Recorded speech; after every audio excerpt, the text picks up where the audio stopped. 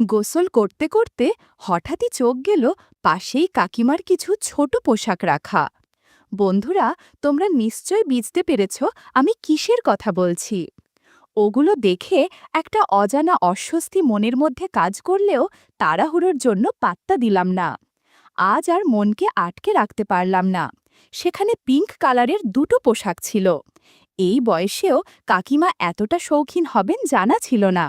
আমি পোশাকের সুগন্ধ নিতে লাগলাম। কিছুক্ষণ পর রেখে দিলাম।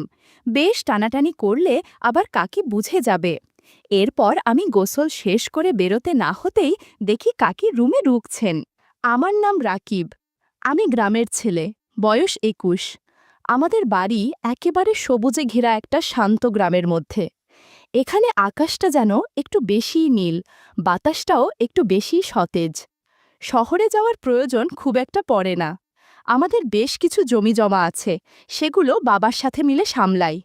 আমার বাবা মায়ের একমাত্র ভাই, মানে আমার কাকা, বেশ কবছর আগেই একটা দুর্ঘটনায় মারা যান। কাকিমা তখন বেশ তরুণী। বিধবা হওয়ার পর থেকে বাবা মা তাকে আমাদের বাড়িতে নিয়ে আসেন। আমাদের পরিবারের একজন হয়ে ওঠেন কাকিমা। আমি তখন অনেক ছোট, তবে ওনার সৌন্দর্য আর ব্যবহার ছোটবেলা থেকেই মন কাড়ত। উনি একদমই সাধারণ কিসিমের ছিলেন না। চালচলনে, সাজপোশাকে, কথাবার্তায় একটা আলাদা আকর্ষণ ছিল। গ্রামের অন্য মহিলারাও ওনার মতো হতে চাইতেন, কিন্তু তার মধ্যেও একটা নিঃশব্দ শূন্যতা ছিল, যা আমি ঠিক তখন বুঝিনি। ঘটনাটা শুরু হয় একদিন সকালে। আমি তাড়াহুড়ো করে স্কুল যাওয়ার সময় দেখি নিজের বাথরুমে পানি নেই। কিছু না ভেবে সোজা কাকিমার বাথরুমে গিয়ে ঢুকে যাই। ভাবলাম চট করে গোসলটা করে নিই। ঢুকেই দেখি কাকিমা ঘুম থেকে উঠে চুল আঁচড়াচ্ছেন। ওনার চোখে মুখে তখনও ঘুমের রেশ। আমাকে দেখে হেসে বললেন, তোমার বাথরুমে পানি নেই? আমি মাথা নেড়ে বললাম, হ্যাঁ, তাই তোমারটা এলাম একটু। উনি হেসে বললেন, আচ্ছা, সাবধানে করো, দরজার ছিটকানিটা একটু খারাপ হয়ে গেছে। আমি হেসে মাথা ঝাঁকালাম। গোসল করতে করতে হঠাৎই চোখ গেল পাশেই কাকিমার কিছু ছোট পোশাক রাখা। বন্ধুরা, তোমরা নিশ্চয়ই বুঝতে পেরেছ আমি কিসের কথা বলছি। ওগুলো দেখে একটা অজানা অস্বস্তি মনের মধ্যে কাজ করলেও তাড়াহুড়োর জন্য পাত্তা দিলাম না। কিছুক্ষণ পর বেরিয়ে এসে দেখি কাকিমা একটা নাইট ড্রেস পরে চুপচাপ বসে আছেন বারান্দায়, চুল আঁচড়াচ্ছেন, চোখে মুখে শান্তির ছোঁয়া। এমনভাবে কখনো দেখিনি তাকে আগে। মনে হলো যেন চেনা একটা মানুষকে নতুন চোখে দেখছি। বয়স তখন খুব বেশি হয়নি তার, তবে শরীরে কিছুটা ভারী ভাব এসে গেছে, যা তাকে আরও বেশি আত্মবিশ্বাসী ও আকর্ষণীয় করে তুলেছিল। চলতে চলতে হঠাৎ তিনি আমার নাম ধরে ডাকলেন। আমি কাছে গিয়ে বসতেই বললেন, তুমি আমাকে যদি বন্ধু ভেবে কিছু বলতে চাও, নিশ্চিন্তে বলতে পারো, অপ্রয়োজনীয় সংকোচ করার কিছু নেই। ওনার কথায় যেন মনটা শান্ত হয়ে গেল। সেদিন রাতে আমি ঘুমাতে পারলাম না। বারবার ওনার কথাগুলো মনে পড়ছিল। মনে হচ্ছিল উনি যেন অনেক দিন পর কারোর সঙ্গে একটু খোলামেলা কথা বলতে চাইলেন। রাত তখন প্রায় ২টো। আমি আস্তে করে উঠে পড়লাম। নিজের অজান্তেই পা চলল কাকিমার রুমের দিকে।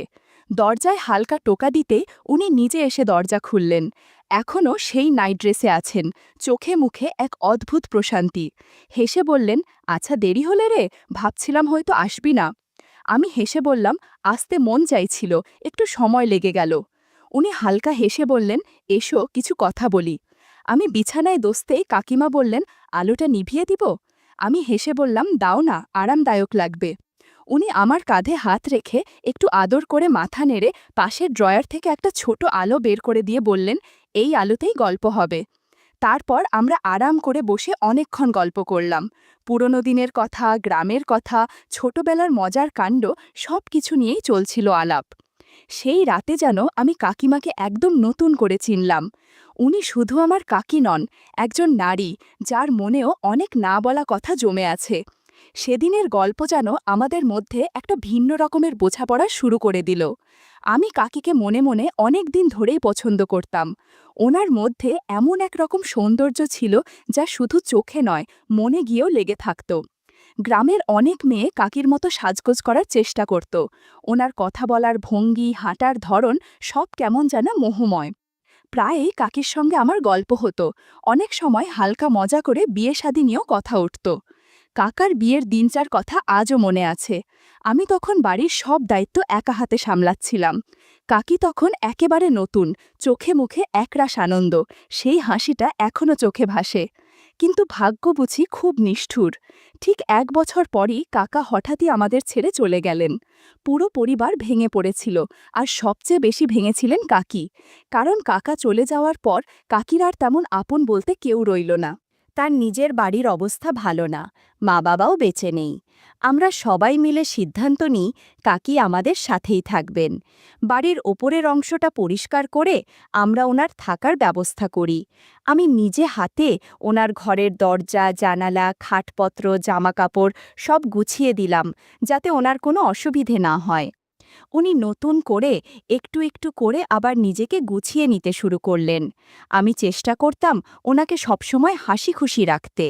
কাকি এখন আমাদের বাড়ির ওপর তলায় থাকেন, আর ওনার হাসিমুখ আবার ধীরে ধীরে ফিরে আসছে, এই দেখেই আমাদের সবচেয়ে বেশি ভালো লাগে। মাঝে মাঝে মনে হয় কাকা চলে যাওয়ার পরও কাকি কিভাবে এতটা ধৈর্য ধরে নিজেকে সামলে নেন, এটা ভাবতেই আমার বুক ভরে যায়। আমি জানি একা থাকা কতটা কঠিন, তাই ওনার পাশে থাকার চেষ্টা করি সবসময়। একদিন সকালে আমি গোসলের জন্য তৈরি হচ্ছি, হঠাৎ দেখি আমাদের বাথরুমে পানি নেই। কিন্তু আমাকে কাজেও যেতে হবে, গোসল করাটা জরুরি। তখন মনে পড়ল কাকির বাথরুমে তো সবসময় পানি থাকে। আমি ওনার ঘরের সামনে গিয়ে বললাম, কাকি, আমাদের বাথরুমে পানি নেই, তোমার বাথরুমটা একটু ব্যবহার করতে পারি? উনি হেসে বললেন, অবশ্যই পারো, কোনো সমস্যা নেই। আমি তোয়ালে নিয়ে ভেতরে ঢুকে দরজাটা সাবধানে টেনে দিলাম, কারণ ছিটকানি কিছুটা নষ্ট। তাড়াতাড়ি করে গোসল করে নিচ্ছিলাম, যাতে কেউ ভুল করে না ঢুকে পড়ে। আজকেও খেয়াল করলাম কাকির সেই পোশাক রাখা। হয়তো তিনি আগে ঢুকতে চেয়েছিলেন, কিছু আমি ঢুকে পড়েছি। আজ আর মনকে আটকে রাখতে পারলাম না। সেখানে পিঙ্ক কালারের দুটো পোশাক ছিল। এই বয়সেও কাকিমা এতটা শৌখিন হবেন জানা ছিল না। আমি পোশাকের সুগন্ধ নিতে লাগলাম। কিছুক্ষণ পর রেখে দিলাম, বেশ টানাটানি করলে আবার কাকি বুঝে যাবে।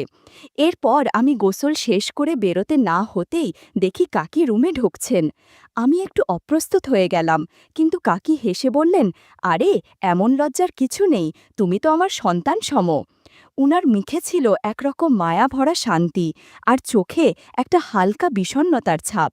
আমি বললাম, আপনি দুঃখ করবেন না কাকি, আমরা সবাই আপনার সঙ্গে আছি। উনি ধীরে ধীরে আমার হাতটা ধরে পাশে বসালেন, বললেন, তুমি আমার খুব আপন, তুমিই তো এখন আমার সবচেয়ে কাছের মানুষ। কাকির মুখে ও কথাগুলো শুনে মনে হলো আমি শুধু কেউ একজন না, উনার একাকিত্বের পাশে দাঁড়ানো একজন আপন, যাকে উনি বিশ্বাস করেন, নির্ভর করেন। তখন বুঝলাম সম্পর্ক সবসময় রক্তের হয় না, অনেক সময় ভালোবাসা থেকেই আসে কাছের মানুষ। আমি তখনও কাকির পাশে তোয়ালে জড়ানো অবস্থায় বসেছিলাম। ভিতরে একটু লজ্জা লাগছিল, কিন্তু কাকির চোখে মুখে যে মমতা আর প্রশ্রয় দেখেছিলাম, সেটা দেখেই মনটা হালকা হয়ে যাচ্ছিল। উনি হেসে বললেন, তুমি আমার জন্য যা করছো সেটা কোনো সন্তানও করে না, তোমায় আমি আশীর্বাদ করি রে। আমি বুঝতে পারছিলাম ওনার জীবনে যে শূন্যতা তৈরি হয়েছে কাকা চলে যাবার পর, সেটা একমাত্র মনোযোগ আর ভালোবাসাতেই কিছুটা ভরাট করা সম্ভব। আর সেদিন মনে হচ্ছিল আমি যেন সেই দায়িত্বটা নিতে চাই। ঠিক তখনই কাকি বললেন, রাতে একটু আমার ঘরে এসো না, গল্প করব, ঘুম আসেই না এখন আর।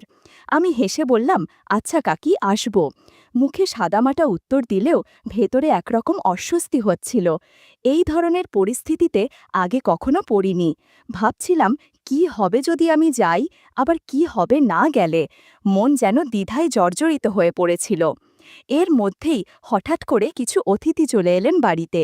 আমার কাকাতো বোন বিনিতা, বয়সে আমার চেয়ে কিছুটা বড়, সুন্দরী আর খুব আধুনিক। সে এসেছিল কাকির কাছে ফ্যাশন টিপস নিতে। আমার একটু ভালোই লাগছিল, ভাবছিলাম রাতের সেই অস্বস্তিকর ডাকটা হয়তো এড়িয়ে যাওয়া যাবে। কিন্তু হঠাৎ কাকি বললেন, বিনিতা, তুমি বরং আমাকে কিছু সাজের পরামর্শ দাও। আমি কাকির মুখের দিকে তাকিয়ে একটু অবাক হয়ে গেলাম। যিনি এতদিন অন্যকে সাজাতেন তিনি হঠাৎ আজ সাজতে চাইছেন। কথা শেষ না হতেই কাকি আমার হাতে হালকা করে ধরলেন।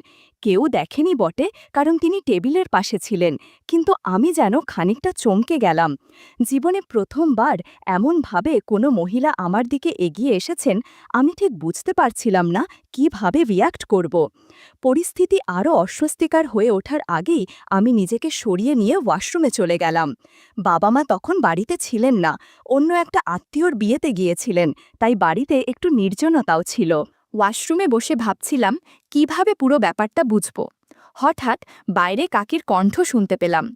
উনি আমার কাজিনদের সঙ্গে গল্প করছিলেন, একদম স্বাভাবিক ভঙ্গিতে, যেন কিছুই ঘটেনি।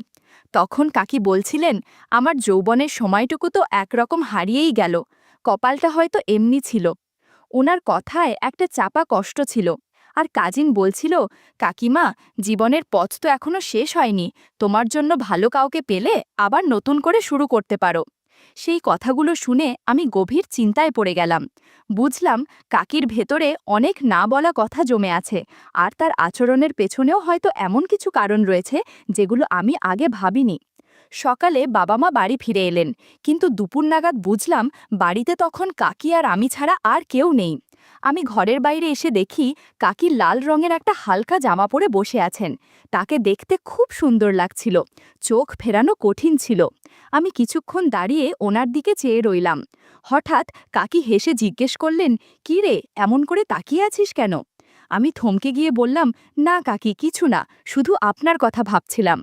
কিছুক্ষণের নীরবতার পর কাকি আমার হাতটা ধরে ফেললেন।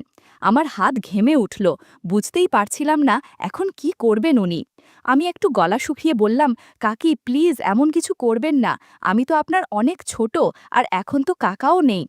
উনি চুপচাপ ছিলেন, মুখে একটুখানি হাসি ফুটেছিল, কেমন যেন এক রহস্যময় শান্তি। কাকি, মানে কবিতা কাকি, মাঝে মাঝে আমার নাম ধরে ডাকতেন। সেই ডাকটা যেন বুকের মধ্যে কেমন এক রেশ ফেলে যেত। কিন্তু আজকের আচরণটা কেন এমন ছিল সেটা এখনও আমি বুঝে উঠতে পারিনি। কিছুক্ষণ পর কাকি নিজের ঘরে চলে গেলেন, কিন্তু সেদিন মনটা খুব ভালো লাগছিল। মনে হচ্ছিল কাকির সাথে আমার এক অদ্ভুত কাছের সম্পর্ক তৈরি হয়েছে, যেটা শুধু আমরা দুজনেই বুঝি। পরদিন বাবা মা ফিরে এলেন। জানতাম এবার আর কাকির সাথে আগের মতো একা সময় কাটানো যাবে না। তবুও দিনগুলো চলছিল, কিন্তু আমি খেয়াল করতাম কাকির মধ্যে এক ধরনের পরিবর্তন এসেছে। উনি অনেক সময় হঠাৎ আমার খুব কাছে এসে দাঁড়াতেন, কিংবা নীরবে পাশটায় দোস্তে বলতেন। আমরা অনেক সময় আড্ডা দিতাম, হাসতাম, কিন্তু সবকিছু খুব সাধারণভাবে করতাম, যাতে কেউ কিছু মনে না করে। একদিন একটা ঘটনার কথা আজও মনে পড়ে।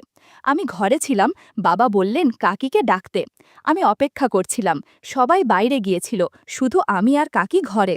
কাকি সেদিন একটা হালকা রঙের কুর্তি পরেছিলেন, যেটা ওকে খুব মানিয়েছিল। আমি তাকিয়েছিলাম। উনি হাসি মুখে বললেন, রাকিব, আজ আমি খুব খুশি, জানো, কখনো কখনো মনে হয় তুমি আমার খুব কাছের কেউ। আমি একটু চুপ করেছিলাম, তারপর হেসে বললাম, আপনাকে এমন হাসি মুখে দেখলে আমারও ভালো লাগে। তারপর উনি ফ্রেশ হয়ে এসে জিজ্ঞেস করলেন, কেমন লাগছে আমাকে? আমি বিনা দ্বিধায় বললাম, খুব সুন্দর লাগছে আজ আপনাকে। সেদিন আমরা অনেকক্ষণ গল্প করেছিলাম। সেই মুহূর্তগুলো আমার মনে গেঁথে গেছে। মনে হয় যেন কাকিকে সবসময় এভাবেই পাশে পেতে চাই। একদিন কাকির বোন বলল, ওর স্বামী গাড়ি চালাতে পারে না, তাই আমাকে যেতে হবে হোটেল পর্যন্ত। মা বললেন, রাকিব কেন যাবে? আমি বললাম, আমি আর কাকি একসাথে গেলে ভালো হয়। মা রাজি হয়ে গেলেন। আমরা একসাথে হোটেলে গিয়ে উঠলাম। আলাদা রুম ছিল আমাদের সবার। কিন্তু আমি লক্ষ্য করলাম কাকি একটু চিন্তিত। তাকে এমন দেখে মনটা খারাপ হয়ে গেল। আমি হেসে বললাম, চলুন একটা মুভি দেখি, মন হালকা হবে। আমরা একসাথে একটা ইংলিশ মুভি দেখতে বসেছিলাম। কাকি এক পাশে বসেছিলেন। হঠাৎ দেখি উনি আমার হাতটা ধরে আছেন। আমি অবাক হয়ে তাকালাম, দেখি কাকির চোখে জল। মুভিটা বন্ধ করে দিলাম। আমি ধীরে বললাম, কি হয়েছে? কাকি চোখ মুছে বললেন, তোমার কাকাকে খুব মিস করছি। আমি তার দিকে এগিয়ে গিয়ে বললাম, আমি আছি আপনার পাশে, কখনো আপনাকে একা লাগবে না। কাকি শুধু মাথা নাড়লেন, আর আমি অনুভব করলাম এই মুহূর্তগুলো আমাদের মনে থাকবেই চিরকাল। আমরা গ্রামের বাড়িতে ফিরে এলে মা খুব খুশি হলেন, বিশেষ করে কাকিকে দেখে তার মুখে প্রশান্তির ছাপ ফুটে উঠল। মা মনে করেছিলেন কাকিকে পাশে রাখা মানে পরিবারে ভালোবাসা ও সুরক্ষা বজায় রাখা। দিনগুলো কেটে যাচ্ছিল। আমার মুখে সবসময় এক রকমের হাসি লেগেই থাকত। বন্ধুরা অনেকেই আমাকে দেখে মজা করত, বলতো, এই ছেলে আজকাল এমন খুশি কেন? কিন্তু আমি কাউকেই বলিনি আসল কারণটা। আমার দিনগুলো কেটে যাচ্ছিল কাকির সাথে গল্প করে, একসাথে রান্না করে, কিংবা কেবল পাশে বসে থেকে। আমি বুঝতে পারতাম কাকি যতই স্বাভাবিক থাকার চেষ্টা করুক, তার মনে একটা শূন্যতা রয়ে গেছে। কাকা চলে যাওয়ার পর এই ঘর, এই জীবন সবই তার কাছে যেন নিঃসঙ্গ হয়ে পড়েছিল। মাঝে মাঝে কাকি আমার দিকে তাকিয়ে গভীর চিন্তায় ডুবে যেতেন। তিনি হয়তো ভাবতেন, রাকিব তো একদিন বিয়ে করবে, তারপর আমিও একা হয়ে যাব। আমি বারবার তাকে বলতাম, আমি কখনো আপনাকে একা ছাড়ব না কাকি। কিন্তু তিনি হেসে বলতেন, তুই আমার অনেক ভালোবাসার মানুষ, কিন্তু তোরও তো জীবন আছে রে, তুই বিয়ে কর, পরিবার গড়। একদিন কাকির নিজের হাতে আমার জন্য এক মেয়ে খুঁজে আনলেন। আমি প্রথমে রাজি হইনি। কাকির মুখে আমি অনেক কষ্ট দেখতে পেয়েছিলাম, কিন্তু তিনি হেসে বললেন, আমার মতো একা থেকে যেন তোকে কাটাতে না হয়। আমি তখন বুঝেছিলাম তার ভালোবাসার গভীরতাটুকু ঠিক কতটা নিঃস্বার্থ। আমার বিয়ে হলো, স্ত্রী ভালো, শিক্ষিতা, সুন্দরী, কিন্তু আমি বুঝতাম যে শান্তি কাকির সান্নিধ্যে পেয়েছি তা জীবনের আর কোথাও পাইনি। তবুও আমি সংসার চালাতে চেষ্টা করছিলাম। কিছুদিন পর একদিন এমন একটা পরিস্থিতি তৈরি হলো, যেখানে আমার স্ত্রী কাকির প্রতি আমার অতিরিক্ত যত্ন ও আবেগ দেখে ভুল বুঝে ফেলল। আমি অনেক বোঝানোর চেষ্টা করলাম যে আমরা শুধু একে অপরের মানসিক ভরসা, কিন্তু সে বিশ্বাস করতে পারল না। সে চলে গেল। পরিস্থিতি আরও খারাপ হলো যখন বাবা মাও জানতে পারলেন। তারা কাকিকে ভুল বুঝলেন, বললেন, ওকে এই বাড়িতে আর রাখা যাবে না। আমি চুপ করে সব শুনলাম। এরপর সিদ্ধান্ত নিলাম, এই বাড়ি যদি এমন নিষ্ঠুর হয়, তবে আমি আমার শ্রদ্ধার মানুষটার পাশে থাকব। আমি কাকির সাথে আলাদা হয়ে গেলাম। শেষ পর্যন্ত আমি কাকিকে আমার জীবন সঙ্গী করে নিলাম। কাকি বিধবা ছিলেন, কিন্তু তারও তো জীবন আছে, নিজের মতো করে বাঁচার অধিকার আছে। আমি শুধু সেটা মেনে নিয়েছি, আর কিছু না। বন্ধুরা, ইউটিউবের গল্পগুলো শুনে মজা না পেলে আমার ওয়েবসাইট